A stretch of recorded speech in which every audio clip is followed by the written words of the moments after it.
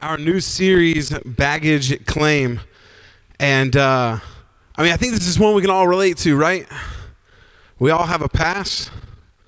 We all have those things that are weighing us down, whether it's mentally, emotionally, socially. As a matter of fact, overall, the studies show that about over 70 million Americans actually believe that something from their past is holding them back or defining them in a negative way and keeping them from living a full life. I actually think that's about 30% of Americans. I think that's probably a little low. I think there's more of us that would say that our past has a hold on us.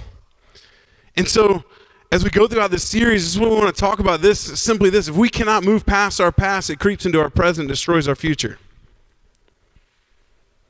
And when we talk about moving past our past, what we're talking about is like this healthy movement.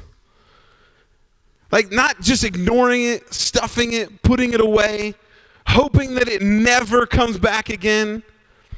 Because we find that it oftentimes creeps into that next relationship.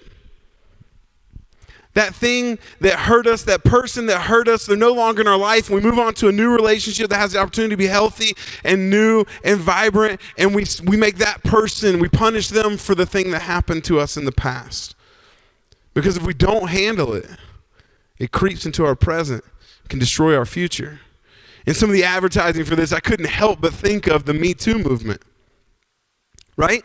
Isn't that just on a very public scale? Right? We see celebrities and politicians and pastors and leaders, and we see that their past eventually comes to light, this thing that they hoped will be put away. And we see victims that are trying to move past their past, and they're finding a voice. And sometimes we can look at that, and it happens on this public, big scale, and we think to ourselves that that's not necessarily us, but I think at some level, it's all of us. This series is all about dealing with and healing from the things that we've done to others and the things that others have done to us. And as I mentioned earlier, I think Jesus has something to say about this. Here at Downtown Faith, we say this: we follow Jesus and we help other people do the same. That's about the best way we can describe what we're trying to do here. And you may not necessarily believe Jesus, but I think at like a philosophical level, like Jesus still, like he sits in this like elite group of people that people refer to as people who just, they got it, right? They lived a life that seemed more awake, more enlightened than other people. So maybe you don't believe that Jesus was God or things like that, but I think there's some things that he has to say about this that can help us, and we can all at least agree that he was operating in a different level than most of us. And here's what Jesus said. He said, "Come to me, all of you who are weary and carry heavy burdens." Now, I'll tell you this. He was looking out over a people. He was talking to these followers. These people lived in constant oppression. Some historians estimate that the Jewish people under Roman rule were spending up to 90% of their income in taxes to the Roman Empire. There was constant battlings with zealots that would pop up in Rome. That one of the things they couldn't have was these zealots popping up, and so they would crush them, and they would the punishment would extend to the Jewish community. These were an oppressed people. So when he said, "Come to me, everyone who's feeling this way, like you are weary and you carry heavy burdens," what he was saying was, "Come to me, everyone." Because that's the people he was talking to. And I don't think it's any different in this room. He says, "Come to me, all of you who are weary and carry heavy burdens, and I will give you rest. Take my yoke upon you." A yoke was the thing, maybe you've seen, like when they wanted two oxen to partner together to plow a field, they would put this wooden beam, they would attach it to their necks, and that was to partner them up in work. And he's saying that my yoke is actually very light. The work that I would have you do, if you want to come to me, if you want to partner with me, the thing that I give you is actually very light. It's not heavy like the yoke of oppression of these Roman leaders or your religious leaders who were in bed with the Roman Empire. Take my yoke upon you. Let me teach you, because I am humble and gentle at heart.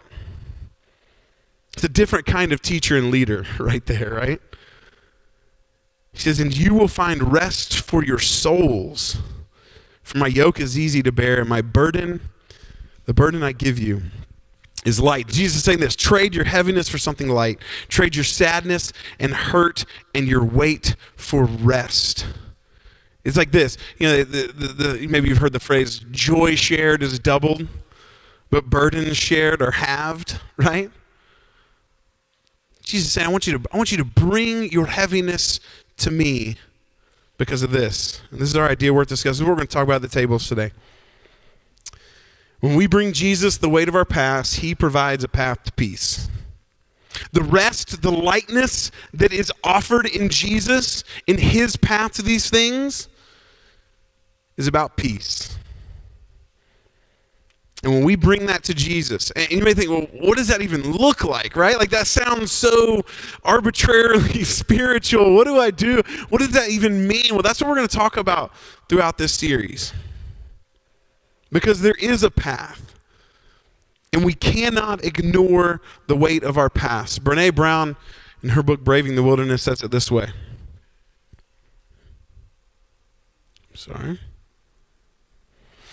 Pain is unrelenting. It will get our attention. Despite our attempts to drown it in addiction, to physically beat it out of one another, to suffocate it with success and material trappings, or to strangle it with our hate, pain will find a way to make itself known. That's the fact. That's what we're dealing with. The pain of our past, and it will creep into your present, and it will destroy our futures. And we say futures, not just those future relationships, even your legacy. The thing that you're known for could be irrevocably changed because of the weight of our past. And my hope is that today, that this month and once a week, we'll take some time to sit with our past, to open it up, to name the pain that is in our bags, and we'll deal with it and heal from it by sharing it with Jesus and with each other. And this is a very tangible path. In the next few weeks, we're going to talk about the tangible path, the process that we can do on a regular basis to find the peace that is maybe lacking in our lives in areas because of the past and the weight that we carry. And I'm not going to lie, this is going to be heavy. We're going to sit around tables, and we're going to look across the table, and we're going to share stories, and we're going to talk about things. And it may feel less like church and more like an AA meeting, and that's okay. Because we all bear the weight. And I think that if we bear it together, it can get a little lighter. So we're going to jump into today's discussion, and I would just challenge you to be here every Sunday this month if it's possible, to catch up with it on YouTube if you can't, and just find a way to process the past, because if we don't move past it, it creeps into our present and destroys our future, and it's not what we want for any of us.